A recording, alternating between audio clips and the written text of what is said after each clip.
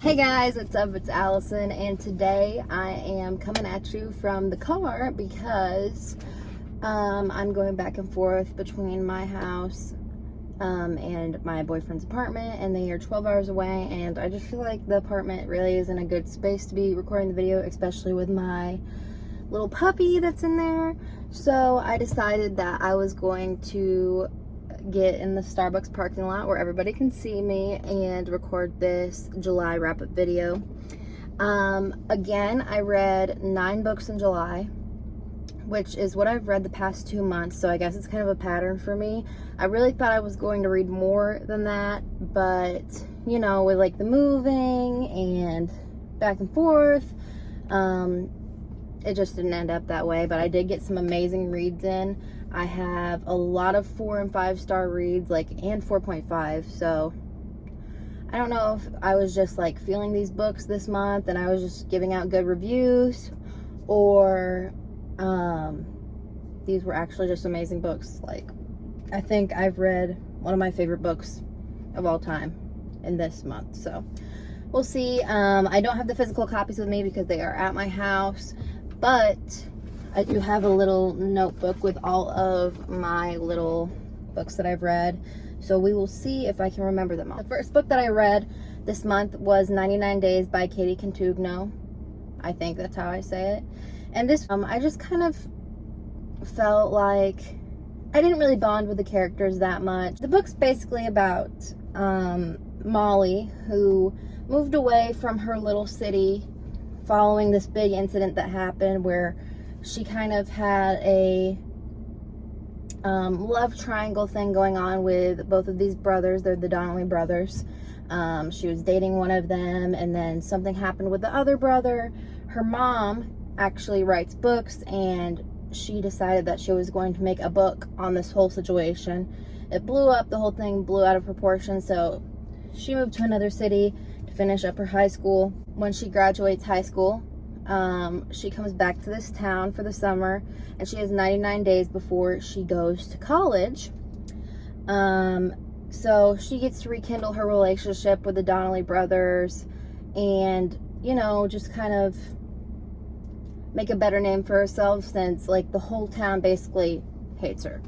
I gave this book a 3.5 to 4 stars. I couldn't really figure out exactly what I felt about the book, to be completely honest. I just didn't really like the main character that much. She was very naive, and I feel like she just kept repeating the same mistakes over and over and over again, which I didn't feel like was necessary. And I also didn't really enjoy the brothers that much. Like, I just didn't really enjoy the story. Like, I didn't really connect with the storyline or the relationships or anything like that. But there is a sequel, if that's the right word, to this book, and it's called 9 Days, 9 Nights, and I might read that one just because I just want to see how the story finishes up. But that's the first one. The second one is my favorite book of all time, and that is The Inheritance Games by Jennifer Lynn Barnes. I absolutely love this book so much, and I'm so excited to read the third book. I read both of the installments in the Inheritance Game series this month just because I could not like stop wanting to read about these characters and about like the plot and everything. This follows Avery, can't remember her last name. I don't know, I can't remember her last name. Avery Gramps. Yep, Avery Gramps. She doesn't have her mom or dad. She doesn't have a really good father figure. Her mom died, and she is kind of like living on the street. She's got an older stepsister or half sister, I'm not very sure, who's taking care of her, and all of a sudden she gets called to the principal's office at school and gets basically swept away to this Hawthorne house, richest man in Texas. And it turns out that she has inherited the most money out of the whole entire Hawthorne family, and she's not even a Hawthorne. So basically this book follows a whole little game that Tobias Hawthorne, which is the grandfather, set up to figure out like what's going on, like all of these mysteries, why she's inherited this money, why she's part of this. You get to see all of the Hawthorne brothers. I think there's 4 of them, but the main 2 are Grayson and Jameson, which they kind of both have a romantic involvement with Avery. It's a subplot, so it's kind of like a tinier portion of the book, but it's also, I feel like, a very good extra thing to put in the book. I absolutely loved the mystery. I just like the change of pace since I've been reading a lot of romance books. I don't know, I love the characters, I love the setting, and I definitely could like picture exactly where the book was taking place. I just absolutely loved it. This book left on a very big plot twist, so I obviously wanted to read the second book, which I did end up reading the second book, which I'll talk about in a little bit. Yeah, but I gave that a 5 stars easily. I absolutely love this book. It's probably one of my favorite, actually my favorite book, and probably going to be my favorite series of 2022. So we will see. Next book I read was Every Summer After by Carly Fortune. This book has been getting a lot of hype, and this is her debut novel, and it's already so popular, which good for her. This book is very, very, very similar to Love in Other Words by Christina Lauren, which everybody said that. Like, it's not a surprise. It's very similar, but I still really, really enjoyed the book. I love the books where it's childhood friends to lovers and the perspective goes back and forth between then and now. This follows Percy, who used to live in a lake house. I think it's in Canada somewhere, and she became friends with this family, their neighbor's family, and the neighbor's family included Sam, which was the youngest brother of the two, I think. And they just have like an awesome friendship, and throughout the years that they are getting like older, they get more and more involved with each other. And then you kind of figure out, obviously, that she's left, she's moved, and she comes back to the lake house because she gets a call. Kind of brings her back to the lake house. I won't exactly spoil it all for you, but they get to rekindle their whatever is going on. It takes place over the past 6 years, so it just keeps going up and up the past 6 years. And then it also alternates timelines with one weekend that she comes back to the lake house. It's like the now perspective of her really figuring out what's going on with Sam. I just really enjoyed this book. I know it's a very similar version of Love in Other Words, but I still really enjoyed this book. I really enjoyed like the scenery of this book. I can imagine it in my head, which is like my favorite thing with books. And yeah, I just really enjoyed the characters. I really enjoyed both of them. I absolutely love the book. That's basically it. So it's a great summer read. And then we take a turn to some different types of books, which started out with The Guest List. And I gave this a 4 stars. It's by Lucy Foley. And it basically follows 5 people in a wedding party that takes place it's in an island off the coast of Ireland, I believe. Yes.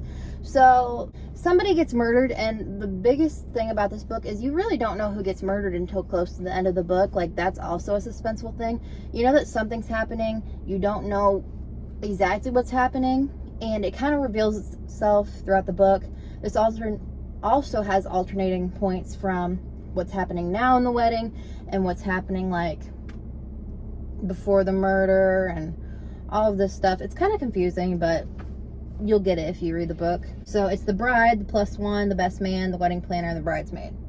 And it's basically like a whodunit. All of these people have different motives for why they would be involved with this murder, and you kind of find those out during the book. And I gave this a 4 stars just because I enjoyed the book, but I felt like it was really, really, really slow. Closer to the end of the book, I definitely like predicted what was going on. That may be a different case for other people. Like, obviously everybody has different ways of thinking. I still thought it was a good book. It just was very slow for me and not as easy to get into it as some of these other books that I put down. But it was still a great book. Good mystery. Good little change of pace from the regular romance book. I read One True Loves by Taylor Jenkins Reid. I gave this one a 5 stars with a bunch of exclamation marks, just like the Inheritance Games and all those other books that I've read. This follows Emma, and it talks about how her husband died in a plane crash and they never found his body, and now she's with this guy named Sam. So she's with this guy named Sam. She gets a call now from her dead husband saying that he's alive. He wants to see her. His name is Jesse. And basically it goes before, like, with Jesse and how they got married and all of their stuff, and then it goes to the after with Sam and how she became acquainted with him after Jesse left. And then it's basically just like her picking who she wants to be with. And I really just liked the idea of this book. I felt like it was very different, and I loved the characters. I read this book so fast, and I just really enjoyed it. And I didn't think I was going to enjoy it because I didn't like Seven Husbands of Evelyn Hugo with Taylor Jenkins Reid as much. I liked it, but not as much.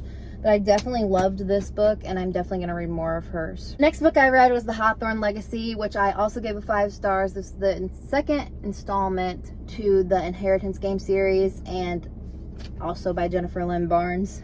I really can't talk about like this book's plot because it basically just picks up from the first book and where like cliffhanger leaves off on. But I definitely will tell you that a lot of the romance with the brothers kind of escalates, which I enjoyed. I'm definitely team Jameson.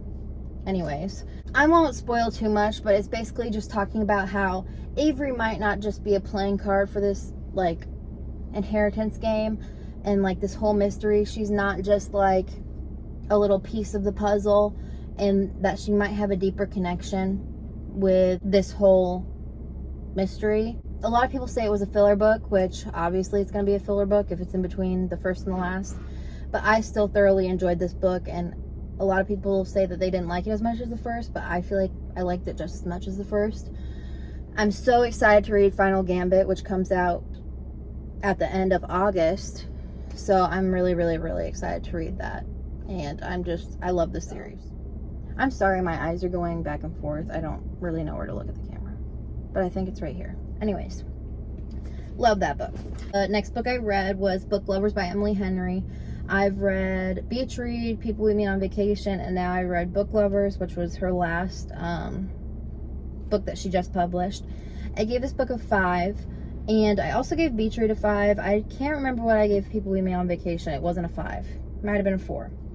But this follows Nora, who is a literary agent, and she's made a book, or she's had a woman make a book about this place called Sunshine Falls. I don't really want to spoil the whole thing, but basically it talks about like her relationship with this guy named Charlie Lastra, who is an editor. She tries to get him to pick up this book. He doesn't want to pick up the book. Okay, whatever.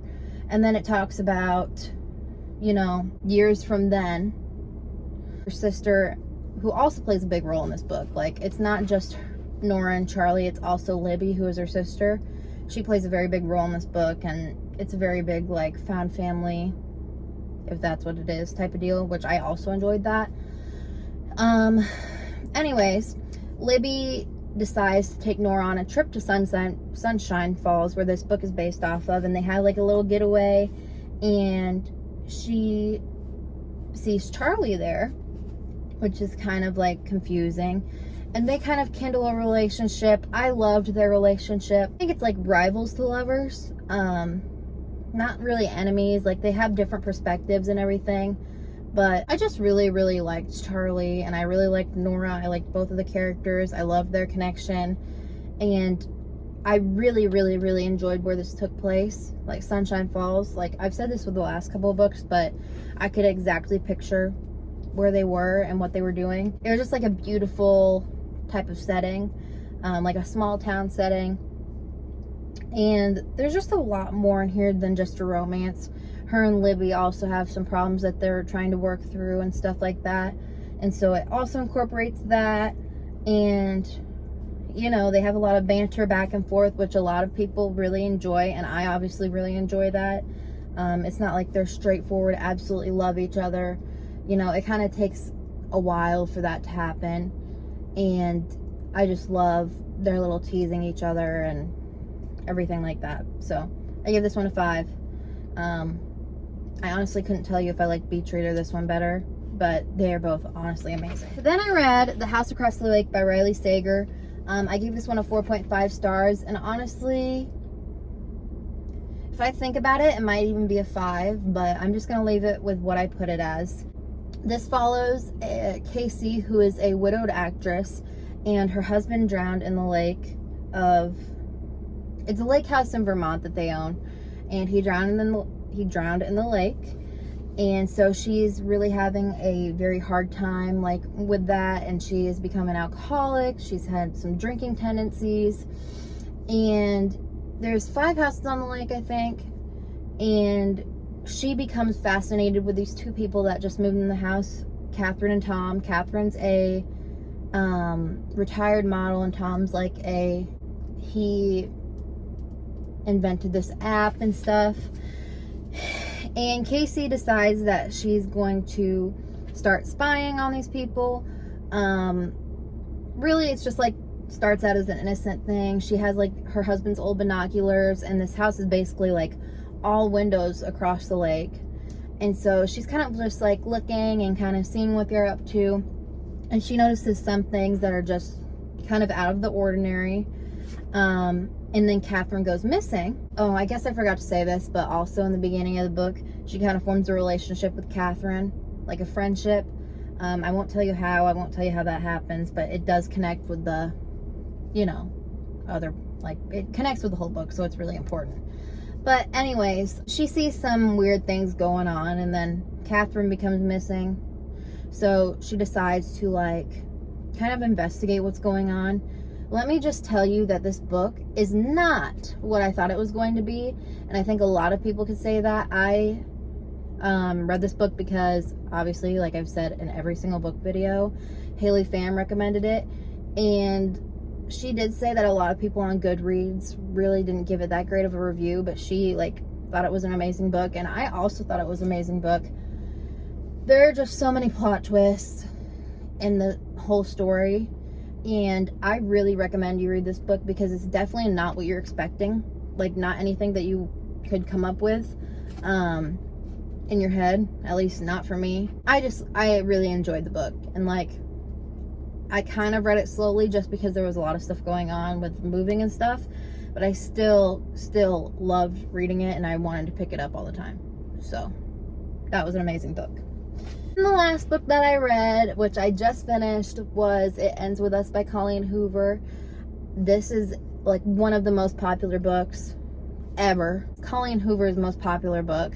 I gave this a 5 stars. And I'm not sure if I gave it a 5 star just because a lot of people have been giving it 5 stars, or maybe it's more of a 4.5. I'm not very sure, to be honest. I've kind of wrestled with that whole thing. But I did enjoy the book, and I thought that it was really good. I'm not sure if it's her best book because I've only read, 3 of her books now. But I really enjoyed the book, and I thought it had a lot more deeper meaning than some of her other books. This follows Lily, Atlas, and Ryle. And Lily has lived in Boston for a while. It talks about her past with Atlas, who was a homeless kid who was living in the house next to her, kind of shacking up there. Talks about their past, and it talks about her past with her abusive father. And then we get into the plotline with Ryle and how she meets him and their love story. And that's really all I can say about it because there's just so much that happens. And definitely has a lot of abusiveness in relationships. So I would just, keep that in your mind when reading it. But I really did think that it was a lot that you could learn from in the story. And I did gasp at one point. I know a lot of people cry at this book. I didn't cry, but I could see why people do. And it was a beautiful story. It had a great ending, and then you read the author's note and kind of understand why she wrote the book. And I just thought that it was it had a good purpose for it, and it served a purpose, which I really enjoyed. It wasn't just some regular romance novel. It wasn't like, well, I've only read one of her other romance novels, but it wasn't just like a surface level romance. It really had a lot of depth to it and a lot of hardships with it. And I really did enjoy that book. So I gave that a 5-star. And honestly, a lot of people have read that. Like, I know that I'm really late to the game on reading that, but if you haven't read it, I would definitely go pick it up. And It Starts With Us comes out later this year. I'm not sure when, and I'm really excited to read that. So we will see. I did say last month that I was going to make a TBR video for July. Didn't end up doing that, but I'm really thinking I'm going to make a TBR video for August, so on the lookout for that. And obviously I'm going to try to start making more book videos. That is all I have for you for now. Please comment down some book suggestions that you've read that I might enjoy.